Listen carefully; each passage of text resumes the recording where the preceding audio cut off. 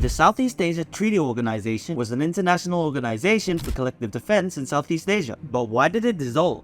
First, let's go back to the 1950s and 60s. The Cold War between the US and the Soviet Union were intense. The Korean War, the Berlin Wall, the Cuban Missile Crisis, the Vietnam War. In Europe, NATO were up against the Soviets, allied with North Korea, the People's Republic of China, and North Vietnam to deter Soviet expansionism. In Southeast Asia, Indochina, with aid from Soviet Union, defeated France for independence, and an agreement of a temporary division between communist-dominated North and US-supported South Vietnam was signed. However, to block further communist gains in the region, the US established SEATO, and thus on September 8, 1954 in Manila, Philippines, the Southeast Asia Collective Defense Treaty was signed. Despite its name, SEATO mostly included countries outside the region. They were Australia, which administered Papua New Guinea until 1975, France, which had recently relinquished French Indochina by 1955, New Zealand, Pakistan, which until 1971 included East Pakistan, now Bangladesh, the Philippines, Thailand, the United Kingdom, which administered Hong Kong, North Borneo and Sarawak, and the United States.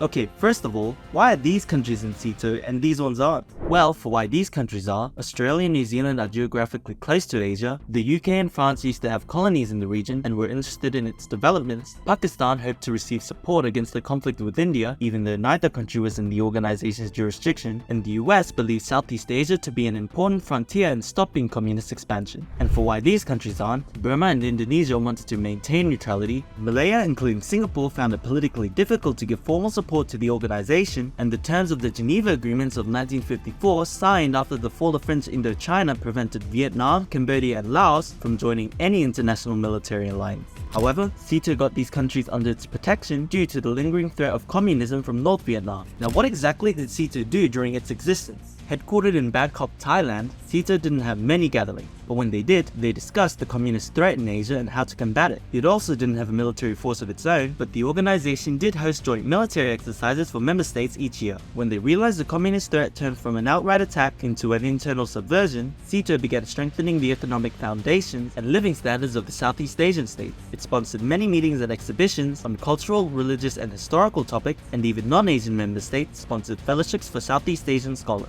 Then what were the issues it faced? While SEATO military forces did host joint military training, they were actually never put into good use because of disagreements within. When political instability and civil war broke out in Laos, SEATO couldn't intervene because the UK and France rejected military action, and so only the US provided support. SEATO also couldn't get involved in the Vietnam War because the UK and France didn't want to cooperate. Despite this, the US still got involved and used the organization as justification. Weird, it's always the same three countries. The organization itself also had several flaws. When guerrilla movements and local insurrections were present in the region, the SEATO Defense Treaty called only for formal discussion and left the affected countries to deal with it themselves. They didn't have an independent mechanism that was able to deploy forces or obtain intelligence, which meant collective action was almost impossible. Also, since the organization only had 2 Southeast Asian members, there was growing speculation that SEATO was just another form of Western colonialism in disguise. This was the beginning of the end. In the 1970s, members wanted to withdraw from SEATO. France didn't support US involvement in Vietnam and withdrew financial support. Pakistan withdrew in 1973 because the organization did nothing to help with the Indian conflict. And when the Vietnam War ended with the communist forces seizing control of South Vietnam in 1975, SEATO lost its purpose. The SEATO Council agreed to the phasing out of the organization, and on June 30, 1977, SEATO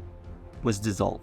Hold on, sure, politically SEATO was a failure, but there was still some good that came out of it. SEATO created the Asian Institute of Technology in Thailand to teach engineers. They also helped create the Teacher Development Center in Bangkok, the Thai Military Technical Training School, and artisan training facilities, with 91 established training workshops. SEATO also set up a cholera research laboratory in Bangkok and Dhaka, the latter becoming the world's leading cholera research facility. While SEATO didn't achieve much politically, they still managed to leave a long-lasting impact culturally and academically. But what do you think? Should SEATO have done more to fulfill its purpose, or should it have never been formed in the first place? Let me know.